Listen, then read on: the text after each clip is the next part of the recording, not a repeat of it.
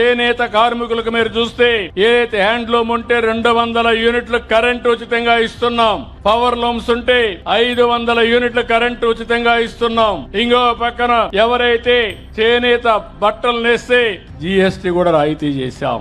ఇవన్నిటికి కూడా 896 కోట్ల రూపాయలు సబ్సిడీకి కేటాయించాం. ఈ రోజు వెనుకబడిన వర్గాలు ఎవరన్నా ఇల్లు కట్టుకుంటే అదనంగా 50,000 రూపాయలు వాళ్ళకి సబ్సిడీ ఇస్తున్నాం అని చెప్పి కూడా నేను మీకు తెలియజేస్తున్నా.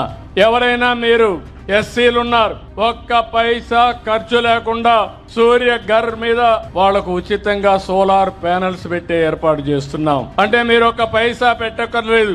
200 యూనిట్లు ఉచితంగా కరెంటు ప్రస్తుతం ఇస్తున్నాం. భవిష్యత్తులో 200 కరెంట్లు ఉత్పత్తి చేసుకోవడానికి, మీ ఇంటిపైనే కరెంటు తయారు చేసుకోవడానికి 2 కిలోవాట్ ఉత్పత్తి చేసే సామర్థ్యంతో సోలార్ ప్యానెల్స్ పెడతాం. ఇది మీరు వాడుకొని మిగిలితే గ్రిడ్ కి ఇస్తే ₹2.09 మీకు డబ్బులు కూడా ఇప్పిస్తాం.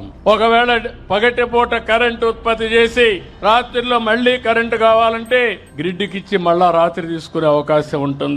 బీసీలకైతే 2 కిలోవాట్లయితే 60,000, అదనంగా 20,000 రూపాయలు సబ్సిడీ. 3 కిలోవాట్లయితే 98,000 రూపాయలు సబ్సిడీతో వాళ్ళని ఆదుకునే బాధ్యత ఈ ప్రభుత్వం తీసుకున్నాం. వాళ్ళు కూడా ముందుకొచ్చి ఇంటిపైనే కరెంటు ఉత్పత్తి చేసుకోవాల్సిందిగా కోరుతున్నా.